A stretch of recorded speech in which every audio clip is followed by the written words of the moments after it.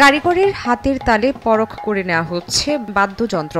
শেষ পরীক্ষায় উত্তীর্ণ হলেই চলে যাবে যন্ত্রশিল্পীদের হাতে।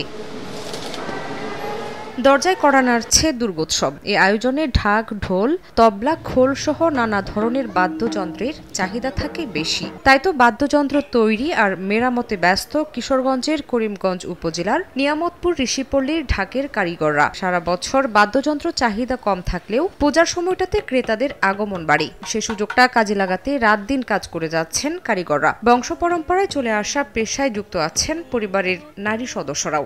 মৃদঙ্গ, নাল, বাউল গানের ডোল, তবল চিট, এই খমক, এই এরপরে চারডাম, বিটডাম এগুলা কাজ করি। ছেলে পেলে লয়ে অনেক কষ্ট করে তাহলে এই কাজ আমরা ধরেই রাখছি। কেরে আমরা বাপদাদার পেশা, ওইটা আমরা ছাড়তে পারি নাই।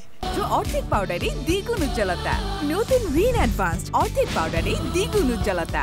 জৌলুস হারানোই জীবন জীবিকার তাগিদে অনেকে এই পেশা ছেড়ে বেছে নিয়েছেন নতুন পেশা। তবে এখনও যারা এই পেশায় আছেন তাদের দিন কাটছে কষ্টে। পুরান কাজ করি, নতুন মেরামত করি, নতুন কুল, ডোল, তবল, ঢাক এই সব কাজ করি আমরা। 14-15 বছর হয়েছে এই সময় থেকেই আমি বাবার সাথে এই কাজ করে আইছি।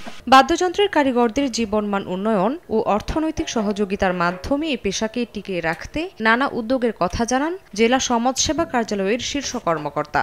তাদের যে শিক্ষা প্রশিক্ষণ, তাদের পেশাটা যাতে টিকিয়ে রাখতে পারে, তারপরে তাদের জন্য ভাতার ব্যবস্থা করা হয়েছে। একসময় ঋষিপাড়ায় শতাধিক ঢাকঢোলের কারিগর ছিল। বর্তমানে টিকে আছে মাত্র 20 থেকে 25টি পরিবার। সময় সংবাদ, কিশোরগঞ্জ।